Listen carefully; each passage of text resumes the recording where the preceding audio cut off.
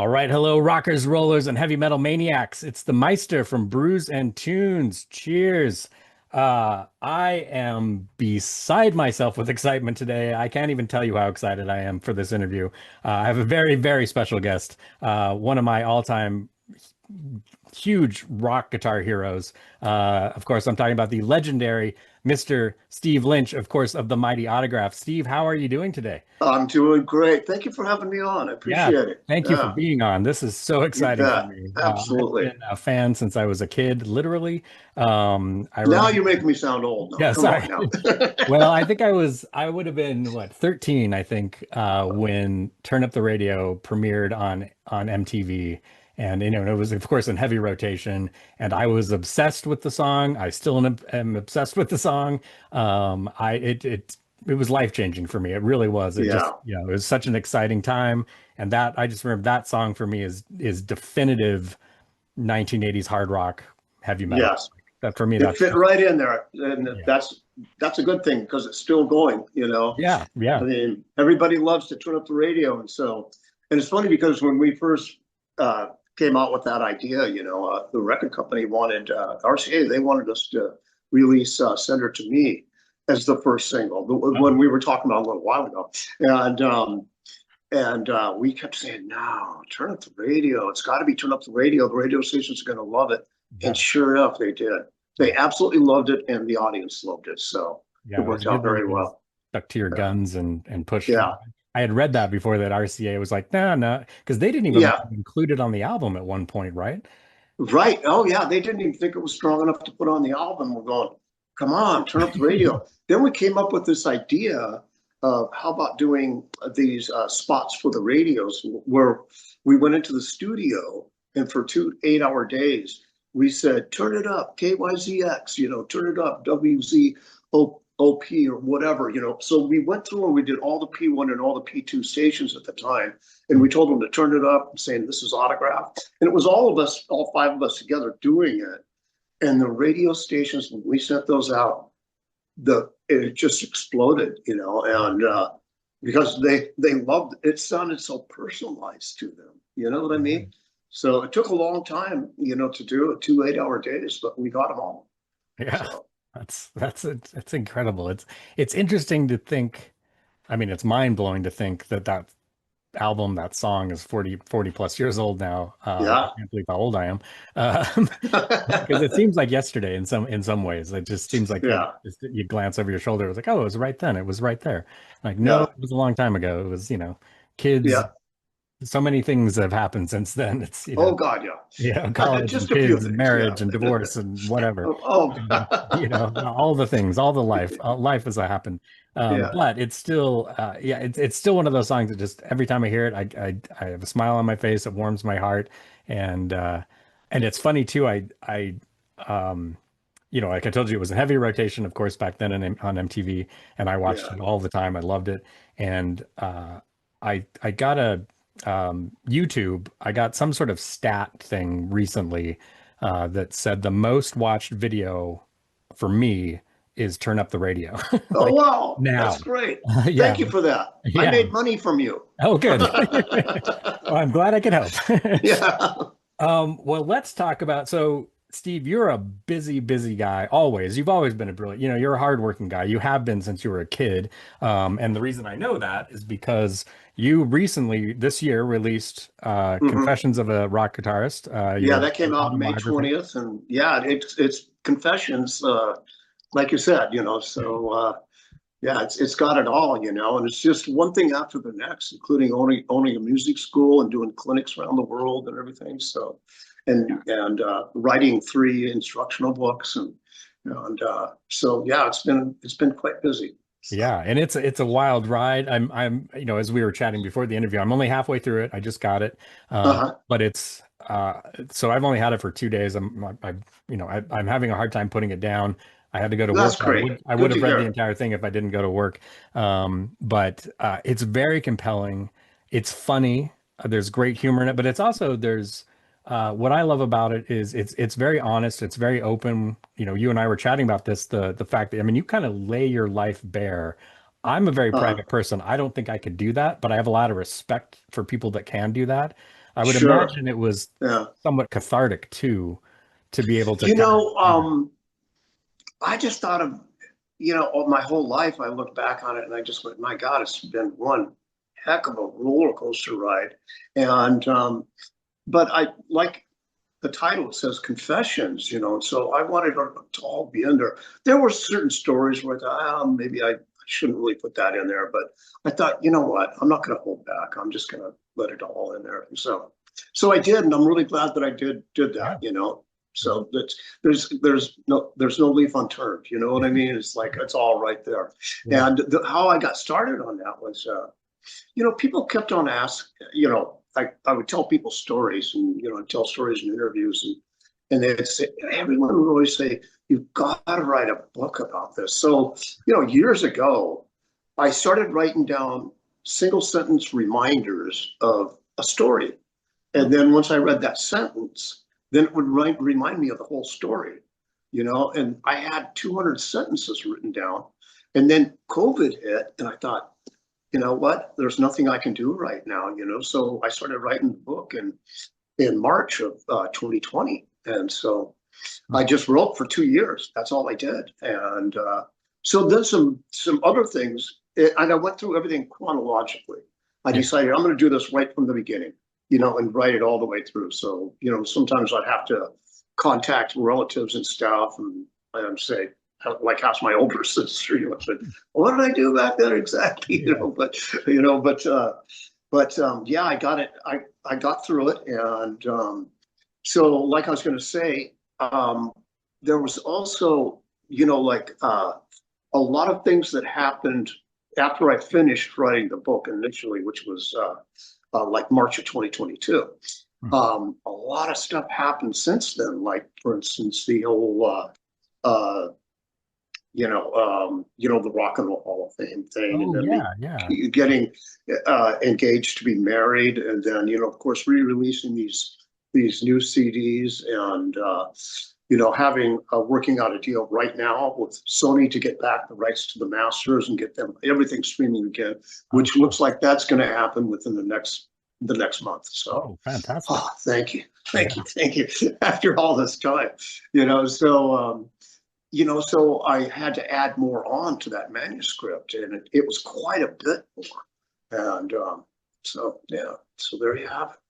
Yeah, very cool. Yeah, it's like I said, I'm loving it. It's fantastic. It's such a fun read. It's a page turner. It's, as I mentioned, it's compelling, it's funny, it's tragic. But there's tragedy, but there's also triumph, which Yes. makes a great story.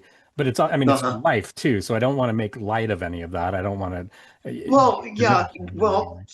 um, I also look at it like, these experiences, what gets your spirit to really evolve, is going through these things. I mean, how do you know good if you don't go through some bad? There's nothing to measure it against. And so I took everything from all those experiences and I just put them out there. And the thing is that, looking back at them, you find a lot of them pretty humorous, even though they weren't humorous at all when you're actually Yeah. going through it at the time. You're going, oh man, what just happened? But then once you look back on it, years or sometimes decades later, you just go, my God, I lived through that. That's pretty Yeah. funny, actually. Were So when you were writing it, with the intention to publish, were there any, particular stories where you're like, okay, I've got to reach out to so and so because I'm going to share this story about them. I got yeah. to make sure they're cool with it, Oh yeah, yeah. I talked with everybody, and Nice. everybody was not only cool with it, they were honored to be in it. Nice. So Yeah. that was really cool. I mean, because there's some stories that, I mean, they're funny, but at the same time, it's like, well, one in particular, which I laughed out loud when I read it, just because the visual, you and Tommy Lee, touring Yeah, with Molly Crew and you guys getting just plastered and then yeah. playing the next day, both really hungover and sick, and Tommy literally throwing up on the audience. And Right. I And laughed out that's loud. okay to tell that story because of the fact that they mentioned us in Dirt. I mean, Oh, yeah, they that's talked right. about touring with us, because Yeah. it was way over the top, right? So Yeah. we knew all those guys from LA anyway, so Yeah. Yeah, it's amazing. Yeah, just the debauchery and the insanity, Yeah. but also just, I mean, it sounds obviously fun, and it's easy to romanticize about, especially as a fan, it's easy to romanticize about the lifestyle and all of that. And I'm sure it was a blast, but then there's Yes. stories like that. It's like, oh God, that must have been awful. Like, Yeah, right. And another thing that people don't recognize is that it's a very, very difficult lifestyle. And mm, there's no guarantees at the end of the road, just like with a lot of careers, but yeah, there's no guarantees of what's going to happen, later on. It might all fall apart, which happens, that happens to most bands actually.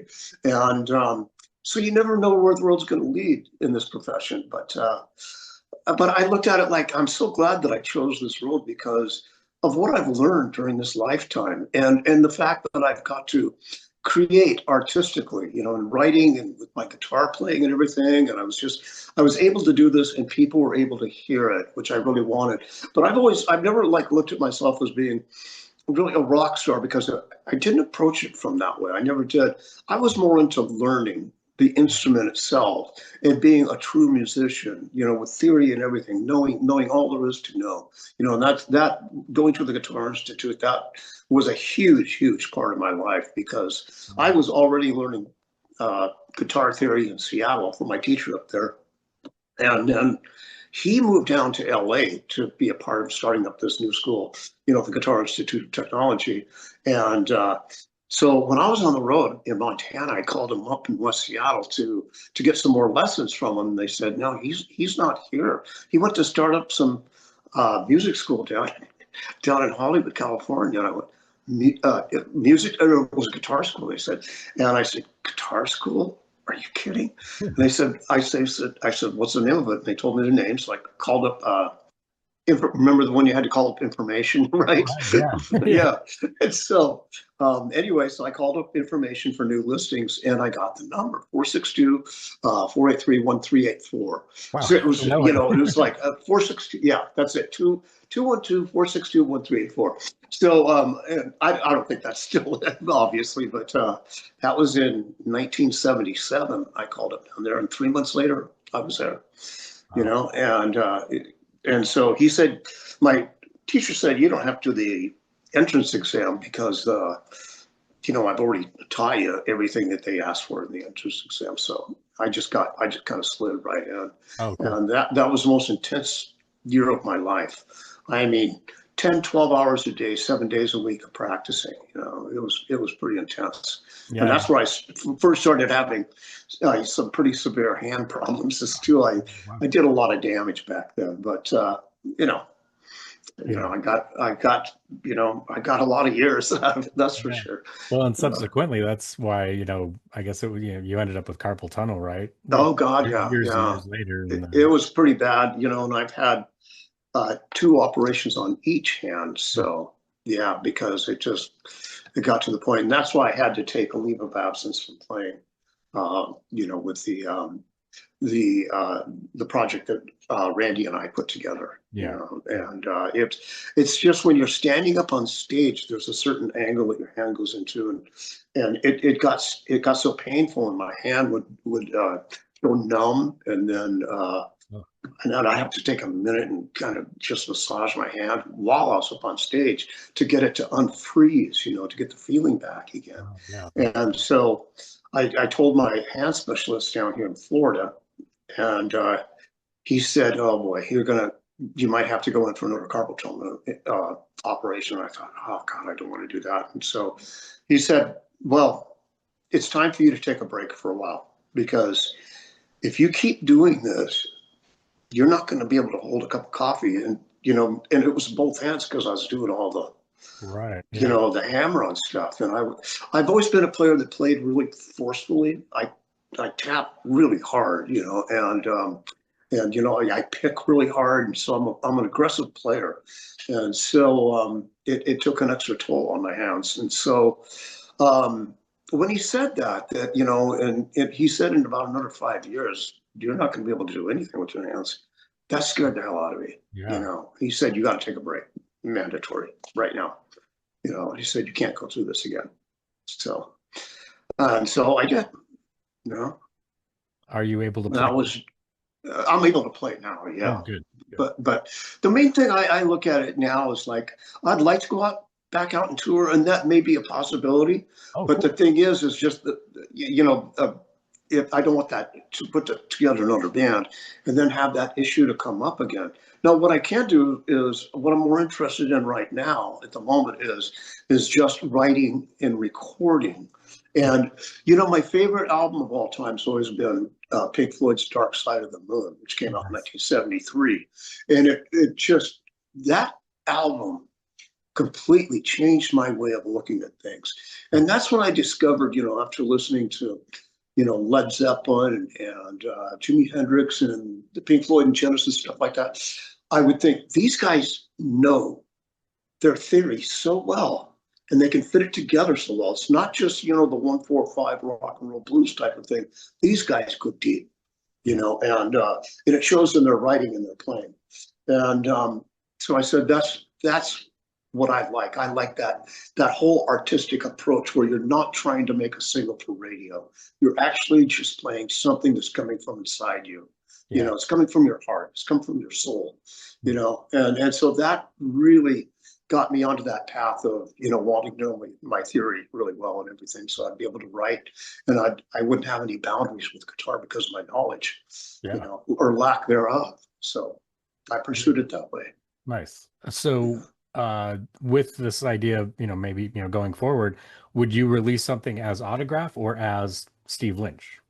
Um, Probably as Steve Lynch. Okay. I already have a concept for an album that I'll Oh, do as a cool. solo album called Blue Neptune. But I also look at it like, the Autograph name, I own the name, trademark, and logo now. That's a done deal, Yeah. So that's that. And even the singer Steve Plunkett, he said you can have it. I don't want to. I'm not going to be using it anymore. And so I own it solely, and so I can use that whichever way I want in the future. And so I look at it like the name's not dead. Yeah. So that's just a time for in the future. Like I said, right now, I'm in the process of possibly relocating to another area in Florida, and so it's me and my fiance are planning on doing that, and so we look at it like, well, once I get settled in, then it's going to be time, to really, really absorb myself into this whole new creative process. Nice. Oh, that's exciting. I'm excited to see where this path goes. It'll be a different me, though. Yeah. There's a whole different side to me because when I graduated from the Guitar Institute of Technology, I was doing all these fusion things and really just experimenting with things that just didn't even, a lot of it didn't even sound like guitar, although it didn't really sound like that. And so I look at it like this is somewhere I want to get back to that. So I don't want to have to think, of writing like a 3.5-4 minute song so it can get radio play. I don't care about that. I want to do something that's true to myself. And of course, with Autograph, there were limitations. You had to think about radio, Yeah. and I was frustrated with that. In fact, the whole time I've been frustrated with it. And but so now is the time where I can actually revisit that without any boundaries whatsoever. Very cool. Yeah, you mentioned that in the book when you were at the Guitar Institute. Yeah, Really kind of delved and developed yourself in yeah, jazz fusion and progressive rock and progressive right, exactly. And so ideology. I've always considered myself just a musician, not really a rock star, because that wasn't, some people look at me like that, and I say, "Thank you, that's great. I'll take ownership of that, sure." Yeah. But that wasn't my intention. I really just wanted to be a creative musician and respected in what I do. And so I think I achieved that. Yeah, definitely. You mentioned owning the name, so you solely own the name Autograph. Mhm. And thankfully, you not just, but well, this month released two albums under the Autograph Uh-huh. name, demos. I've got Right. copies right here. So, Yep. Cloud 10 and Send Her to Me. Those are the names of each album. And yeah, they got all kinds of stuff on the oh, on the great. website, FNA Records, FNA Records. And but anyway, they turned out really good. They remastered them very well, and I'm very happy with the way they came out. But this was the beginning stages of Autograph. Um, and as we talked about earlier, it shows how basic they were and then how the songs evolved. But there's a lot of stuff in there that's because they were demos and we were just, messing around in the studio where there's some rawness in there. Yeah. And it has a real special flavor to it because of the fact, like, we're just in the studio just banging it out, and here it is. And so I love that. I love the rawness of that. And Yeah. I think a lot of people would love it as well, Yeah, I'm so. I'm obsessed. Oh, We great, chatted great. Thank you. before the interview, and I've always loved demos. I love the evolution of a song. I love to hear how a Mhm. song became what it became. Right. So it's really interesting to, especially to hear, like turn on the radio or turn up the radio, which was originally turn up the radio Or and turn up the tape yeah, player. turn up the tape machine. Yeah, tape machine. Yeah. That's right. Yeah, which Yeah. is cool to hear. And I'd heard that version before, but there's so much new, really charming, really interesting things on here. The one thing, and maybe I'm remiss, I might get hammered by some fans for this, but I think your guitar solo on Send Her to Me on this demo might be Uh, better than what actually ended up on the album. really? I think Yeah. it's just fire. It's just incredible. Your tone is What insane. was that for which song? It was for Send Her to Me. you sent it to me. Yeah. Yeah. Yeah, I think that was just like me going into the studio and kind of going off. Um, yeah, maybe it was a team down a little bit more when I went into the studio, and I think the one on the demo was a little bit longer as Yeah, well. yeah, it is longer. Yeah, Yeah, and so we were looking at singles. So, the thing is the solo is longer, and I really take off at the end of that one on the record. But we had to get it under that time for radio play, and I'm going, no, no, I didn't want to fade it that early, because I went. That's because on the fade, you could hear me take off. yeah, That's when I really take off, and right. then it fades out, and I'm going, no, I recorded it probably about another 30 seconds, Oh, interesting. which is quite a long time, and I Yeah, wish we could have just kept that on there. But, we had pressure from RCA and everything. But, there's another thing right there. Okay, we're talking about, now I can record without limitations. I'm not going to be with any record company or anything like that. That's pretty much a waste of time these days anyway. yeah, So, but now if I want to do it, a 90-second solo, 2-minute solo, I can do whatever I want, yeah. Cool. and so, yeah.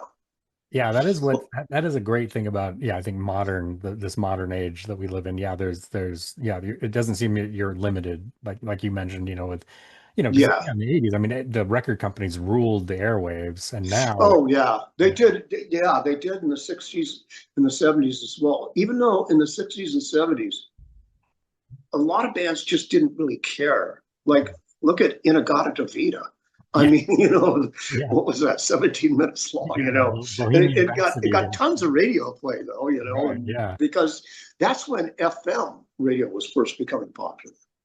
It was all AM on the radio waves back then, oh just a yeah, mono speaker in your dash of your car, yeah, and then FM came along and all of a sudden the stereos in the cars and people's stereos at home, and they became, just these huge works of art, the masterpieces of the sound engineers, but the thing is that I remember that whole era coming down where the people back then were writing just whatever they felt like writing. yeah, It just didn't matter. And then, like I said before, like Pete Ford and Led Zeppelin, they didn't care. It's yeah, like, hey, they didn't even release singles. You know what I mean? They said, if you want to, like, I remember Jimmy Page saying that, we're not going to do interviews or anything. If you want to hear a song, you got to buy the album. That's all there is to it. And in Seattle's one of the early pioneers back in 69, 70 of FM radio. And they had these underground radio stations that it just became huge with everybody. And they would play full album sides. Like they'd play, the debut Black Sabbath one, and then flip it over and then play the other side straight through. No commercials. They had no commercials or anything. And I wow, love that time era because yeah, you got to hear the whole album, yeah, that's cool. Yeah. Yeah, Yeah, it's too bad that yeah, now I mean, radio now is, I mean, it's, yeah, very corporate. It's yeah, too bad you don't have yeah, like you said, kind of this underground, and the DJs made bands to some yeah, degree. I mean, they helped make, I mean, here absolutely. at Yeah. Cheap Trick was basically a failing band until that DJ in, where was it, Cincinnati or something like that, and he Uh-huh. played Budokan, the version of I Want You to Want Me from Budokan, and they exploded. Yeah, That right. wouldn't happen now. Yeah, that's right. And same thing with the live album with Peter Frampton. Yeah, yeah. I mean, that was radio that just like, oh, wow, this and that's he like single-handedly he admits it. He says, I think I made the whole record industry corrupt and so corporate because, and he got blamed for that too. And he Right. says, I didn't mean to. I just put out this double live album, but it became huge, huge. And so that's when the money mongers came in and they really wanted to rake up on that. So, Yeah. and that's one of the things that wiped out disco too was, disco came out later, but then it was pretty short lived because these mega albums were coming out. Right. Yeah. So, Yeah, that's funny. Um let's switch gears a little bit. I wanted to, and I don't want to get too much into this because it's a lot of this is in the book. So I want people to read the book.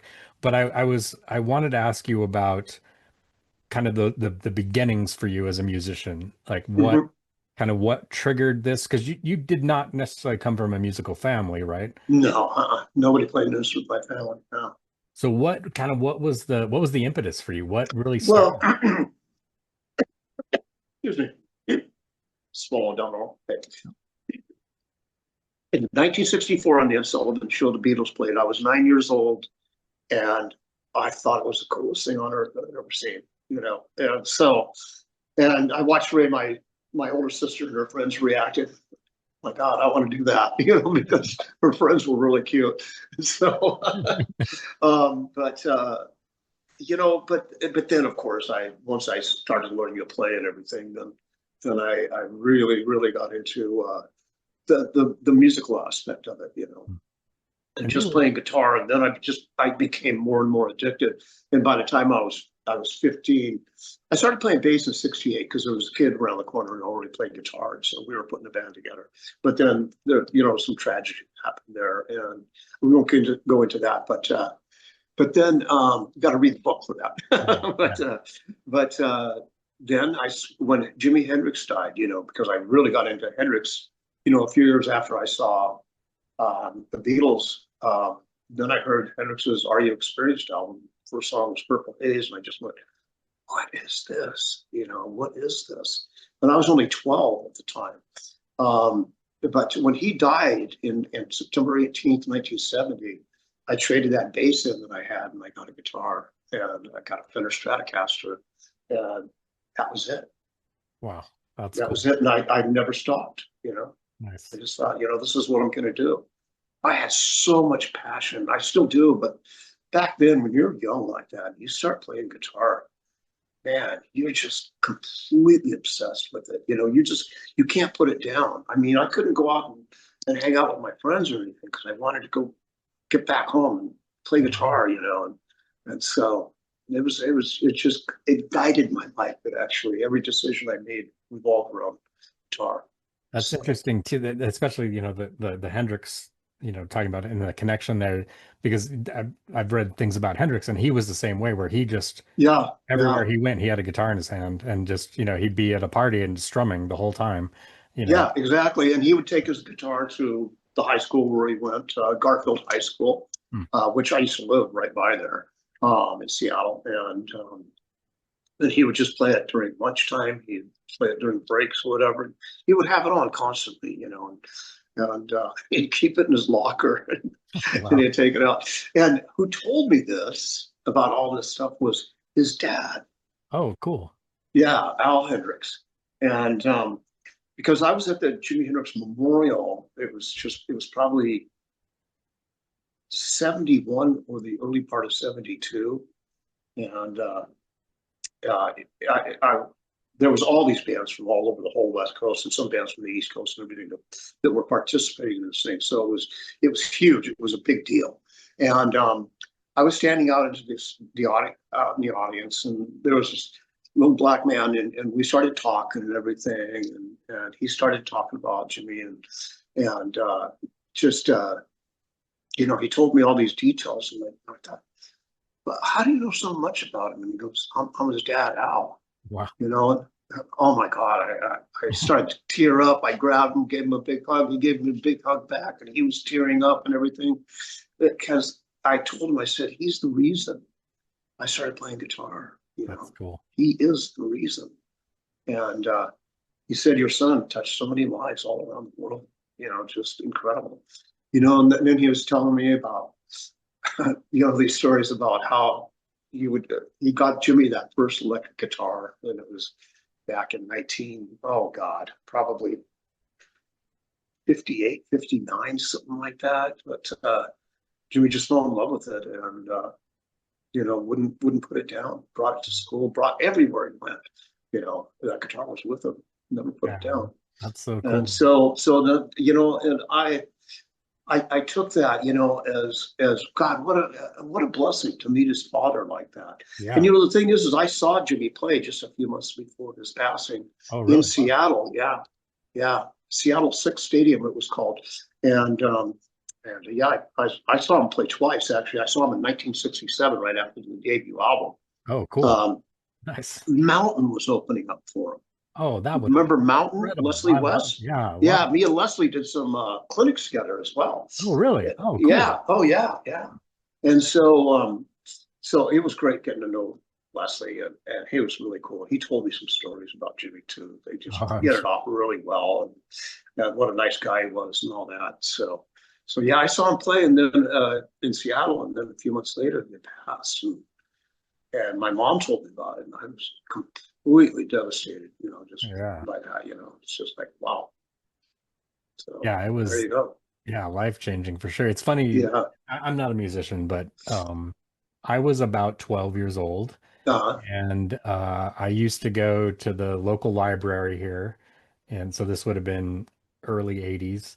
And they had a fairly large record collection, and they must have had a young buyer because they had a lot of rock and roll and metal and things like that. And I remember, like, I had heard of Jimi Hendrix, but like I said, I was like 12, maybe 13. Yeah, right. And I saw, and that was another generation before you. So yeah.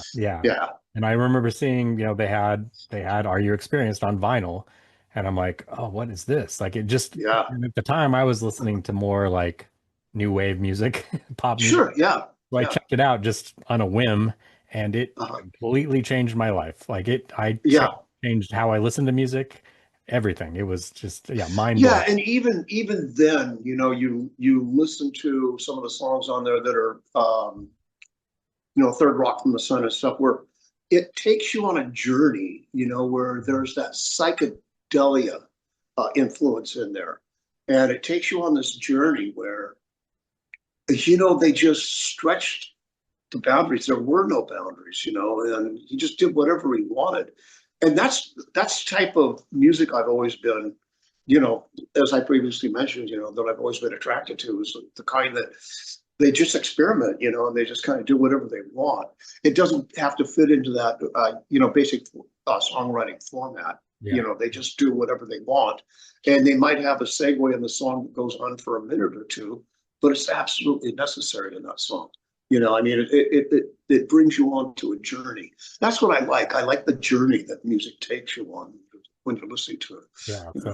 Yeah. And it was just revolutionary. I mean, when you think about what was happening musically at that time, I mean, nothing sounded like that at all. Right, exactly. Mind blowing. And he changed the whole world of guitar playing. Yeah. Oh yeah. Yeah, it's interesting to, like yourself, and I mean, there's multiple musicians I've interviewed, guitar players specifically, that, they always cite Jimi Hendrix. I'm like, oh, he changed how I play, how I look at music, and it's pretty cool. It's pretty cool. But I mean, I think in the same token, I mean, I think you're that for my generation. you know, Oh, thank you. you and Wow. your ilk, of That's a big accolade but I to mean, really, I mean, I think, you look at, and unfortunately it got the, the kind of negative moniker of hair metal. But I think that, yeah. for my generation, Generation X, those musicians at that time, that, you guys were our Beatles, you were our Jimi Hendrix, you were, Hmm. we were all obsessed with, and, I, Yeah. I've never really thought about that. But I guess you're right. It was, early 80s. We basically formed in 83, the latter part of 83. And but the difference with us is that we were all older, mm, usually about 10 years older than everybody else. I'm 70 now. In fact, I'm heading towards 71.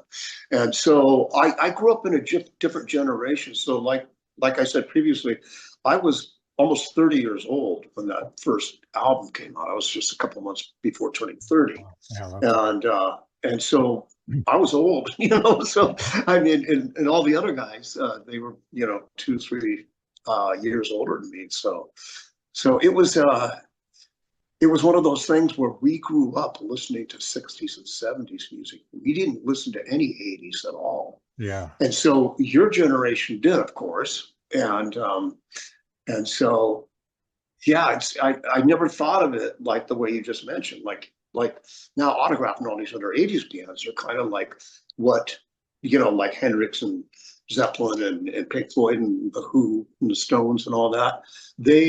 That was our groups back then. You know yeah, what I mean? yeah, Yeah. yeah. And especially, with, you know, MTV, I mean, really Yeah. changed things, for my age group, as far Yeah. as how we consumed music, whether that's good or bad. Right. Right. Sold a lot of records, but it exposed us to a lot of cool stuff that I don't Hmm. know if we would have been exposed to as easily. Um, Right. and then just the visual part of it, which was an interesting kind of a Hmm. new thing, even though, I Oh mean, yeah.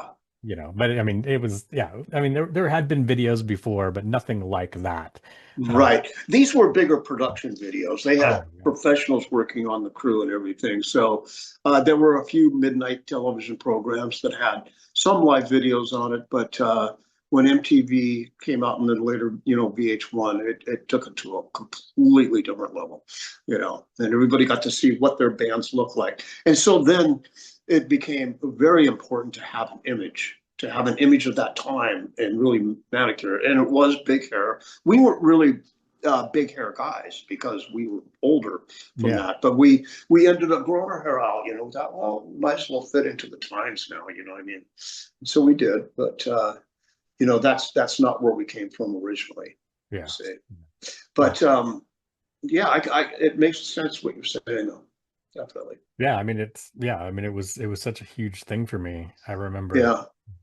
yeah, and it's I it's weird. It's easy to look back, 2020 vision, looking back in time, but it Mhm. still seems bizarre to me, kind of the short life of Autograph in terms of a Mhm. band at that time. Right. It was only 6 years, Yeah, you know. three Um, amazing albums, but and we of were course the slammed busy during that six yeah, years. But we, I mean, once we took off, we didn't stop. We stopped in December, like the end of December 1989. So it literally was the end of the 80s, yeah, the end of that whole decade, that era, basically. And then the whole grunge thing came in, of course, from my hometown of Seattle. I'm going, guys, what are you doing? yeah, yeah, This is my territory. yeah.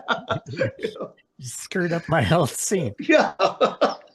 Yeah, But it's really too bad. It's really frustrating, as a metalhead, especially. I remember, so I was in college in the early '90s, and I was such a frustrating time for me, yeah. because of the grunge thing. And there were some good bands, there was some good music, there was good music, there Yeah, were interesting absolutely. I people. loved Alice in Chains, and I thought Chris Cornell was a great singer, so I love Soundgarden, and Pearl Jam had some really cool stuff, and the funny thing about it is that people say it's like a new thing that came along, but I'm from Seattle. That was the Seattle sound, you know, well before, back in the 70s. This is what Yeah. they sounded like. And they wrote more old school like that, where it was more raw, and fairly simple chord progressions and everything. And that was the Seattle sound, that was what they call garage bands, And then Oh, I think what happened was, in the late 80s, everything was so homogenized, so pasteurized, and it had layered reverb on top of everything. And the ballads were just putrid, and it's just going, come on, this isn't the way the way that I ever saw rock and roll going, but it was corporate. It was all corporate. They wanted more money, more money, more money. They wanted, 4 or 5 singles like on Def Leppard to be big time hits, yeah. and so you had to throw in a couple ballads there. And I just didn't like it at all. And so I think, and I also think that, with the bands, they're talking about, things that regular people don't have access to. Limo drivers out by the pool, overlooking your big view and everything, in the Hollywood Hills of LA.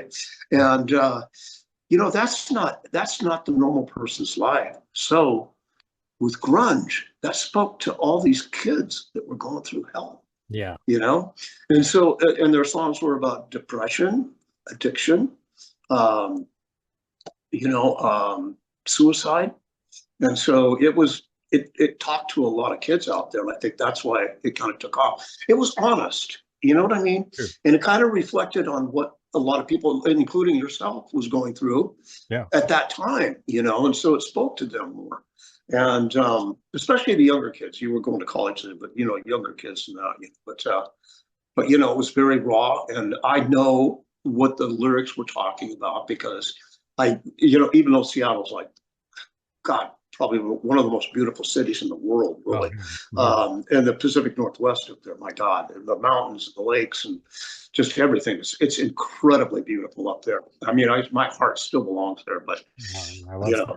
I have to live in warm weather, doctor's orders too. So otherwise I get sick up there all the time. I'm allergic to the black mold and everything. So Oh, yeah. I'm down here in Florida and I feel great. So, Nice. um, but like I was saying, yeah, it was one of those things where it needed to change. It was just unfortunate that it happened so abruptly. Like even when I did my solo album, Network 23, Oh, yeah. and it was originally going to be released in '95, and I had Marco Babineau, who used to work with Geffen.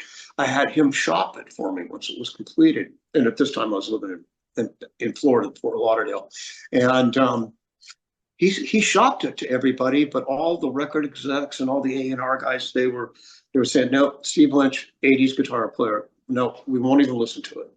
And I went, wow, this doesn't sound anything like 80s music. It's completely different. Yeah. They wouldn't have anything to do with it. No.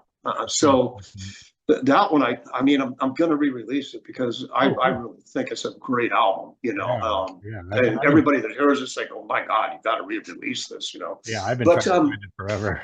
yeah, and so but it's because I had that 80s stigma to my name, and so they wouldn't even listen to it. They just toss it right in the garbage. And they go, no, I'm not going to listen to it by Marco. And so he called me with this sad news because he shopped it for like about 6 weeks and said, nobody's even listening to it. He said, I think the album's great. And if I was still Geffen, I'd sign you, but he said, unfortunately, I don't have that power anymore. And he says, besides, it wouldn't sell, not right now. And so that was the case for all these other bands. Like even with Autograph, we were writing songs to be released with Epic Records because our 3-album deal was over with RCA. Yeah. So we were open. So we were talking to Epic Records and we were going to sign a 3-album deal with them. But then, we got to thinking, well, now all this grunge music is completely saturating the airwaves. So how are we going to get airplay?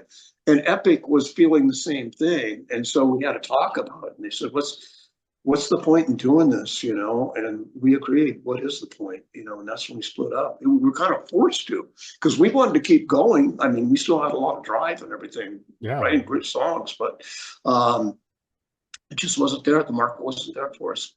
And so sadly enough, it had to that was our demise. Yeah, which is So really too bad because I mean the those demos were eventually released, I think in what, 97 as missing pieces. yeah, it was 97, And the that's a album Missing Pieces. great Yeah. album. That, I Yeah, mean, yeah. I mean, it is a really good album. Yeah. So heavy. It's yeah, it's too bad that it didn't. Well, and that's the thing too that I know, I mean, not that it did bad, but I know Loud and Clear didn't do as well as the first two albums. But I think yeah, that album musically is the best of that early stuff. I mean, that not I that I thank you, love, thank you. I you know, I've thought that as soon as we got done with it, and we were working with Andy Johns, who's an amazing oh yeah, producer, great producer. and engineer. Um, as soon as we got done with that, I listened back to it in the studio, and I just went, my God, this is a really good album. Even if I wasn't in this band, I'd really like Yeah, this it's album, great. It's And so that's my favorite Autograph album, is Loud and Clear. And the thing is that at that time we'd been played so many shows and written so many songs together. What a lot of people don't realize is that we don't just write a song and it goes on the album. A lot of bands are like this. We every five songs that we wrote, only one would go on the album. oh wow, yeah. We had so many, and that's why on these albums there's even some that were never released. Yeah, I was So gonna say on these new CD, yeah, you've got some yeah, unreleased material in here, yep, which is exactly, it's yeah. like And so Sanctuary. it was like one of those things where where do you go from here, right? And Mhm. so that's when I started doing the clinics and everything, and which paid really well. And I did 325 clinics in 20 countries. So, and I did all the United States except for Maine and Alaska. Those Holy were the mackerel. only two states I didn't do clinics in. So, Wow, so yeah, that's cool. Yeah, you've definitely kept very busy. That's the thing that's and it probably you probably get into this a little bit in the book. I haven't gotten that far yet, but and that's part of the tragedy I think of Autograph is you and Steve Plunkett continued to make a really solid career for quite a long time. You guys, mhm. you went into different paths, different things. Right, Steve, of right, course, did yeah, a lot of exactly, soundtracks yeah, and unfortunately, especially Kenny, rest his soul, and Steve yeah, Isham, rest his yeah. soul, kind of went down some dark paths. And Randy, of course, and Randy Yeah. just passed, and it was May 20 or April 26th of 2022. And that really broke my heart as well, because Yeah. Randy and I always roomed together when we were on tour, so we were like buddies. Randy and I never had an issue, but none of the band members did really. We all got along very well. Yeah. That's one thing about it, probably because we were more mature, and we've been in so many different incarnations. We've been in different incarnations with the members of Autograph. Like I played in a band with Steve Plunkett um, called Looker. That's right. It was called Oh, Looker, and so I played with the keyboard player before, and then of course Randy and Steve Plunkett were in a band called Wolfgang, who actually Van Halen used to open up for. oh, And then we ended up, that's how we basically got the tour. When oh, yeah. David Lee Roth heard the demo that we did in 1983, um, he found out that he knew who I was, so he found out I was in the band. He said, "Oh, that's great." And then he found out that Randy and Plunkett were in Wolfgang, and he went, "Oh my God," because back in the mid '70s, it was Van Halen always opening up for Wolfgang, Oh, and crazy. so the tables were turned. And Nice. so David Lee Roth wanted us to come out. And he says, "Oh my God, I want to turn the tables here and have these guys open up for me for a change, or for us for a change." Yeah, So came we did full it. circle. Yeah, exactly. So Because he was friends so with that worked Kenny, out. right? What was that? David Lee Roth and Kenny were pretty good friends, right? And they like Yeah, they were jogged jogging together or something. partners. Yeah. Yeah, Kenny would meet him every day at his place up in West Hollywood, and they'd go jogging up and down Sunset Boulevard at 8:30 every morning. And so yeah, they got to be good friends. And when Kenny played him the demo that we had just done, and Andy Johns produced that demo, by the way, that was 1983, and so David loved it. And after he asked who was in it, and he said, "You guys got to come out with this." So we did. Nice. you Yeah. know.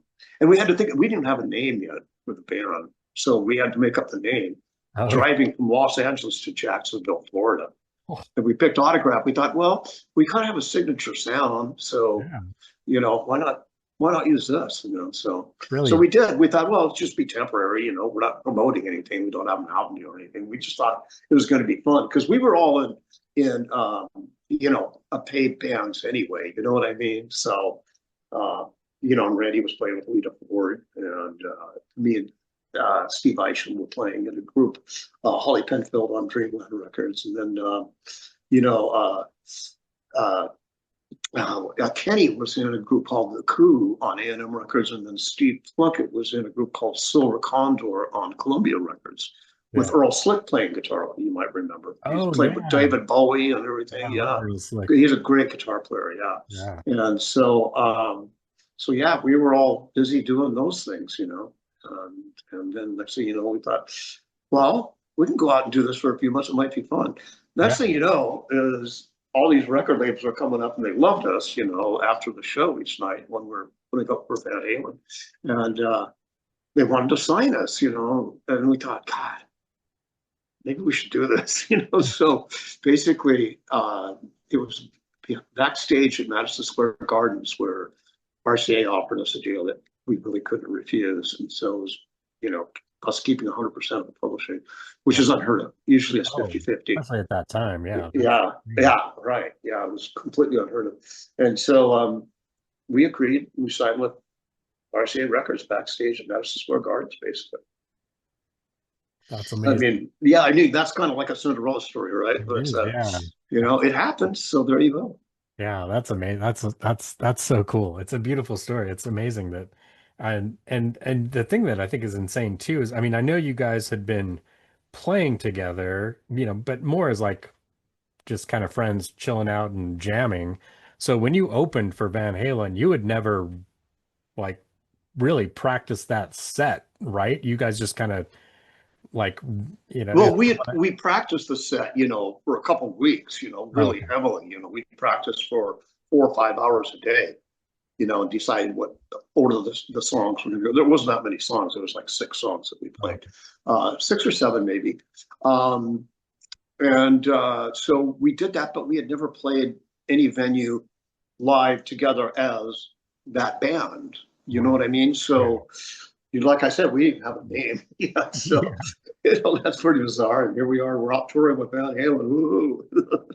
Yeah. But everything worked out great. So. Yeah, yeah, I did. Yeah, for sure. Yeah, it's mind blowing. Just I mean, it's and well, and I think it's a testament also to the the musical prowess of all of you, all five of you. That Mhm. it's kind of the stars aligned, but it wasn't just that. It was the fact that, I mean, you guys, seasoned veteran musicians Yeah, that's and exactly what we were. We were seasoned veterans already at that yeah, point. and serious So, about what you were doing, and right. you had this path like, oh, hey, we could do something pretty cool here, even though you're Yeah. all in other bands, signed in other Right, bands. right, exactly. So Yeah, yeah, we had already, toured and recorded professionally and everything before. So this wasn't a new game for us. yeah. This is something we'd all been in quite a bit previously. So I was curious about if we let's jump ahead several years. okay. So in 2013, uh, you decided to reunite the original lineup. Uh-huh. Unfortunately, Sans uh, Plunkett he decided not to be part of Well, it. he was doing really well with the the songwriting. He was like a staff writer and writing all these different projects. So Yeah. he was quite content staying home and making that kind of money. Which was great. And he said, I don't know if my voice would do it going out and playing live like that every night. And I understood that because, man, we played live back in the 80s. He would really belt it out. And I thought, I can completely understand that, now being in the 60s, to try to go out there and replicate that would be something very difficult to do. Yeah. And so he gave us our blessings, and so we found a singer, and then Kenny, the original drummer, he didn't work out. He had some he had some issues, unfortunately, with drugs, so that didn't Yeah. work out. So we got a different drummer, and we went out and played. I played with it for 6 years, and that's when the doctor basically pulled me off tour, said, "No, no more." So, Yeah. What was kind of what happened? How did that happen? How did what like who decided like, hey, we should get back together. Let's do something. well, Like, that was originally Kenny, actually. oh, he started. Okay, cool. Yeah, Randy and I saw each other at the 2011 NAMM show, and Hmm. we hadn't seen each other since 1989 when we split Oh, up. wow. Yeah, and so it was just great seeing him again because we've always just been really good buds. Lives went separate. I had moved to Florida and then up to Seattle, and back up to Seattle, that is. And so I flew down to the NAMM show, and we ran into each other. And during that time, so many years had passed. We thought, we had lunch there right at the NAMM Show Cafe right there, and the Anaheim Convention Center, that is.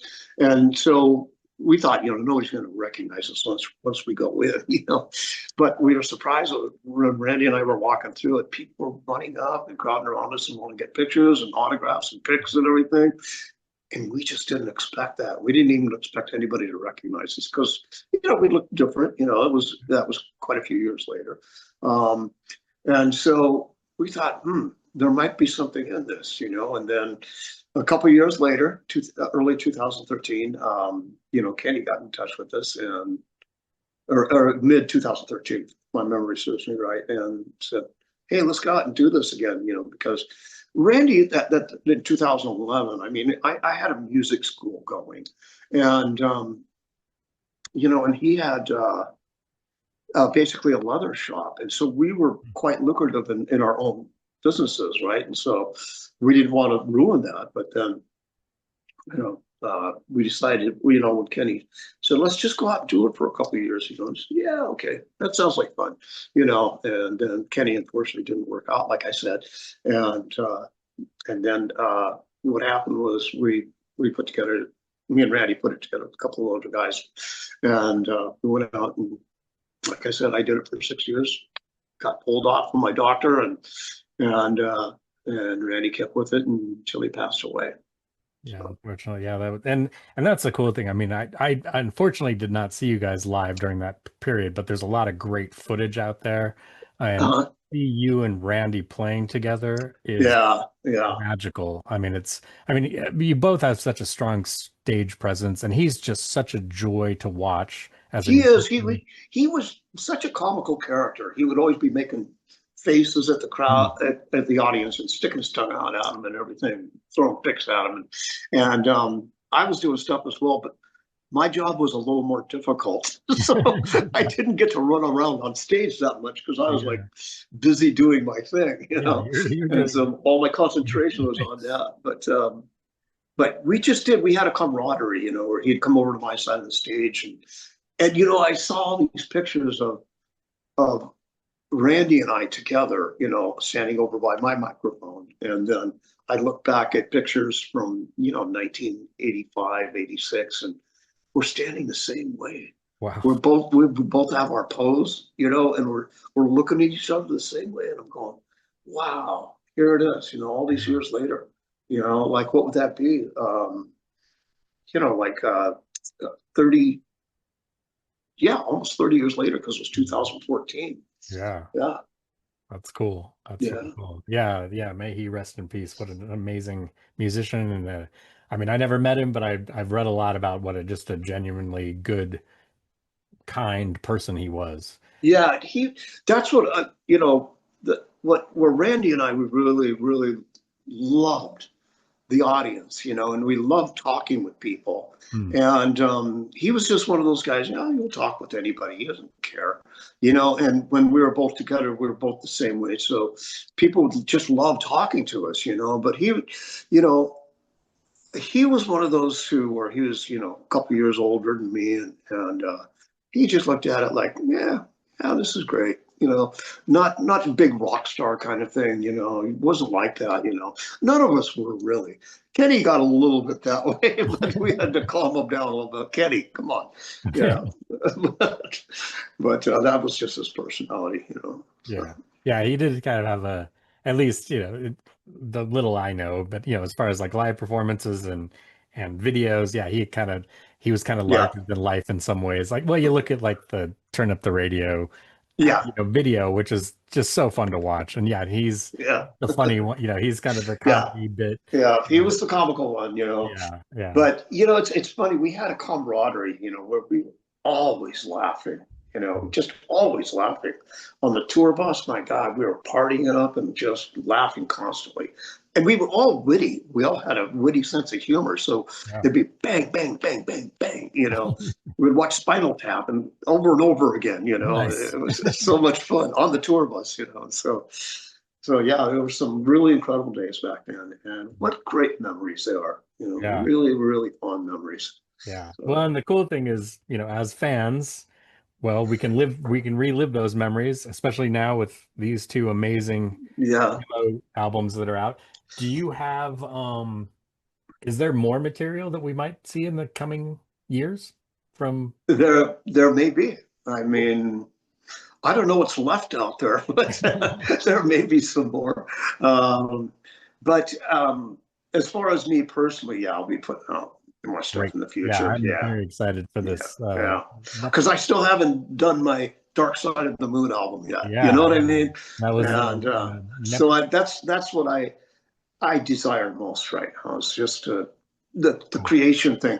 And one thing I talk a lot about is the fact that the Beatles, not any comparison in any way, of course, but the Beatles stopped touring in 1965, I believe, and so from 1965 to 1970, we got an incredible amount of recorded material from them. yeah, More so than the first 4 or 5 years of them being in the limelight, the previous albums and everything. And so if they wouldn't have stopped touring, we would never have seen that. And if I was to keep touring, I wouldn't be putting out new material. So I want all my concentration to go back onto the creative side. cool. I've done a lot of touring and I may be back out there again. But right now I really want to create and record again. That's what I want to Very do. cool. So So we as yeah. fans can look for working title Neptune Blue. Is that what Blue Neptune. Blue Neptune? Yeah, yeah, I might change that, but it's something that I thought of years and years ago, and it just kind of stayed with me. And what kind of set me off is, I watch, like National Geographic and Discovery and all those kind of channels and inspired, streaming channels like that, or inspirational, educational TV like that. But they had this one episode where it was the sound that each different planet in our solar system put off. And I remember they played the sound from Neptune, which is completely blue because of its atmosphere. And it had this really kind of a sad, lonely sound that it put it out. And it's just out there by itself. And it was a beautiful planet. And I just thought, my God, that's so cool. And I thought, Blue Neptune, and I thought that is so awesome because nobody really knows about that, the sound of these planets and everything. Yeah. And I'm into all this sound stuff, like the hidden messages in water. It's all affected by water is living, so it's all affected by sounds and words and everything, and even attitude. Oh, it's just amazing. The hidden messages in water by Masaru Emoto, who just recently passed away. But it's just amazing information. That's one thing. I'm a complete data whore.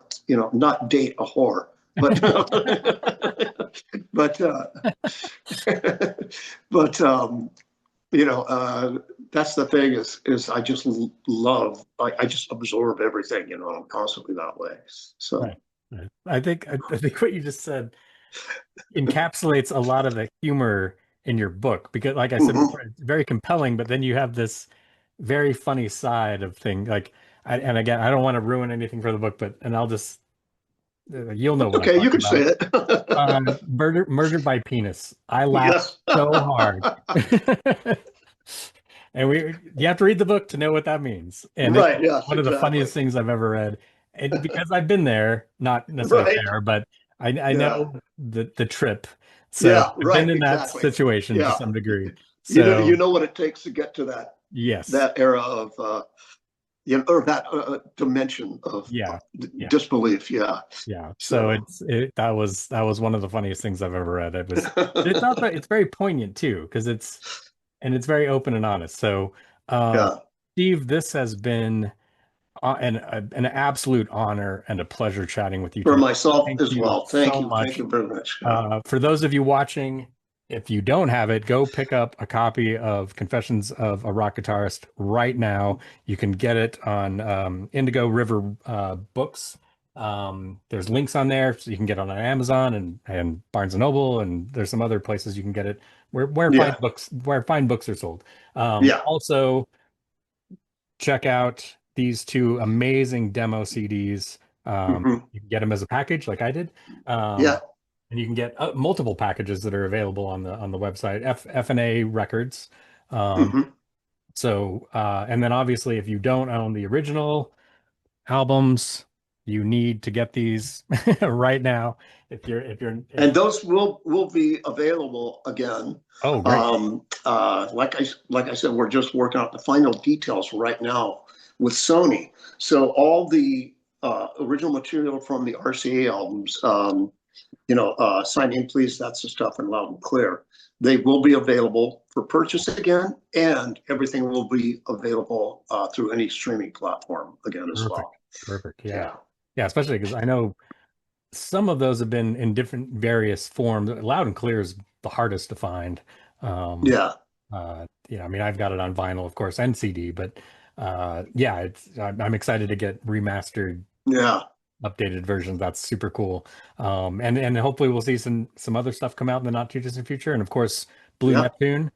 Keep an eye out for that. There's yeah. links in the description below, so you can get the book, you can get the CDs, and Steve, again, thank you so very much. Oh, thank you. This Thank you has very been much. All right. fantastic. Thank All you, right. sir. Great.